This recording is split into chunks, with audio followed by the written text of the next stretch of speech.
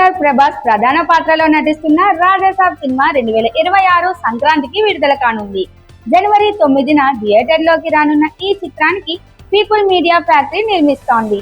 దర్శకుడు మారుతి రూపొందించిన ఈ చిత్రం హర్రర్ థ్రిల్లర్ నేపథ్యంలో ఓ మాస్ ఎంటర్టైనర్ గా రూపొందింది.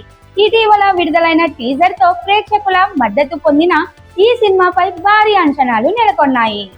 తెలుగు బాక్స్ ఆఫీస్ వద్ద సంక్రాంతి సీజన్ లో రాజాసాబ్ కు గట్టి పోటీ ఎదురుకానుంది. శంకర్ వరప్రసాద్, రవితేజ నటిస్తున్న 76వ చిత్రం, సర్వానంద్ హీరోగా వస్తున్న నారీ నారీ నడుమ మురారి వంటి సినిమాలు కూడా ఇదే సీజన్ లో విడుదలవుతున్నాయి. అయితే తెలుగు ప్రేక్షకుల్లో ప్రభాస్ కు ఉన్న మాస్ ఫాలోయింగ్ ను దృష్టిలో ఉంచుకుంటే ఈ పోటీని రాజాసాబ్ తట్టుకోగలగద్దనే విశ్వాసం ఉంది.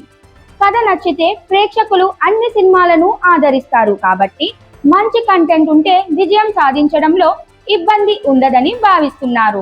మరోవైపు తమిళనాట మాత్రం రాజాసాబ్ కు పోటీ తక్కువగా ఉందని పరిశ్రమ వర్గాలు అంచనా వేస్తున్నాయి.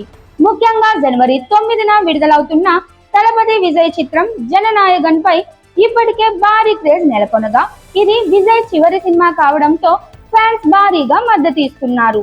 అదే విధంగా జనవరి 14న శివకార్తికేయన్ నటించిన పరాశక్తి విడుదల కానుంది. ఈ రెండు సినిమాల మధ్య 5 రోజుల గ్యాప్ ఉన్నప్పటికీ తమిళ మార్కెట్ లో రాజాసాబ్ కు పట్టు సాధించడం కష్టమేనని భావిస్తున్నారు. తెలుగు సినిమాలు తమిళ్లో పెద్దగా ఆడట్లేదన్న టాక్ కూడా ప్రభాస్ చిత్రానికి చికాకవచ్చు. బాహుబలి, పుష్ప వంటి కొన్ని సినిమాలు మినహా ఇతర తెలుగు చిత్రాలు అక్కడ సరైన రెస్పాన్స్ అందుకోలేదనే విషయాన్ని పరిశీలనలోకి తీసుకుంటున్నారు. అయితే బాలీవుడ్ మార్కెట్ విషయంలో మాత్రం రాజాసాబ్ కు భారీ విడుదల చేయాలని ప్లాన్ చేస్తున్నారు. ఈ సినిమాలో నిధి అగర్వాల్, మాలవిక మోహనన్ హీరోయిన్స్ గా నటిస్తున్నారు. సంగీత దర్శకుడు తమన్ అందించిన సంగీతం ఇప్పటికే టీజర్ లో ప్రశంసలు అందుకుంది. ఫుల్ ఆల్బమ్ పై అభిమానుల్లో భారీ ఆసక్తి నెలకొంది.